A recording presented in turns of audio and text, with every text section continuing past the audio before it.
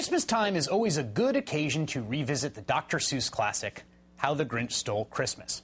In our number one story tonight, a real-life version of the tale. You'll remember the illustrated fable that the Grinch, out of petty jealousy and equipped with a heart 2 sizes too small, decides to run a reverse Santa Claus on the Who's down in Whoville, breaking into their houses in the dark of night and stealing the presents and Christmas trees. Very first time it aired on CBS, it was sponsored by the Foundation for Full Service Banks. In a version of the tale reported in today's New York Times, the role of Grinch is played by, wait for it, a bank.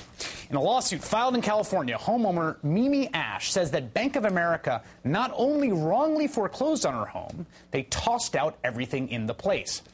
All of her possessions were gone, reported the Times. Furniture, her son's ski medals, winter clothes, and family photos. Also missing was a wooden box, its top inscribed with the words "Together Forever," that contained the ashes of her late husband, Robert. Crazy as it sounds, Ash's story is not an isolated incident. The same article in the New York Times recounts several similar tales. And across the country, homeowners are discovering that banks' records of who owns what mortgages are either shot through with errors or, in many cases, simply non-existent. As we speak, thousands of years of the legal basis of property rights are being undermined, and nobody in Washington or Wall Street seems to care. Joining me now is Carlin Phillips, attorney for Mimi Ash and others suing over these foreclosure statements. Mr. Phillips, thanks so much for joining us. Thank you for having me. I just want to say first, we asked Bank of America for a comment on this story. They responded with, quote, "Bank of America generally does not comment on pending litigation. We take the allegations made by Ms. Ash very seriously and are thoroughly researching her claims." Mr. Phillips, I want to ask you this because I think this story is so remarkable and outrageous, but I think you can read it and say to yourself, well, there's a lot of foreclosures in this country and crazy stuff happens. So is this an isolated incident?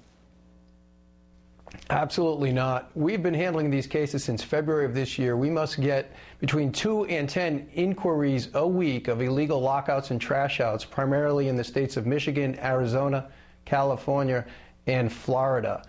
And it's a rampant problem, cutting the corners and undermining the law throughout the country and proceeding and breaking into homes and disposing of possessions. So what is the root of the problem here? I mean, I think the banks will tell you it's a paperwork problem, but is that what's the problem? If you're getting that many complaints, and I'm sure there's lawyers around the country who probably are, is there something deeper going on? Yeah, the common denominator in all of these cases is the loan servicers. There's no more brick-and-mortar banks anymore. The mortgage industry is run by the loan servicers. They're a dysfunctional mess at this point all across the country. Their only rule they seem to be following is foreclose first and ask questions later. They see homeowners as the collateral damage of this great mortgage meltdown. Finally, I want to ask you what you want to see policymakers at the state and federal level do to make sure these abuses aren't happening. I mean, what kind of intervention do we need to see legislatively to rein in this monstrous problem?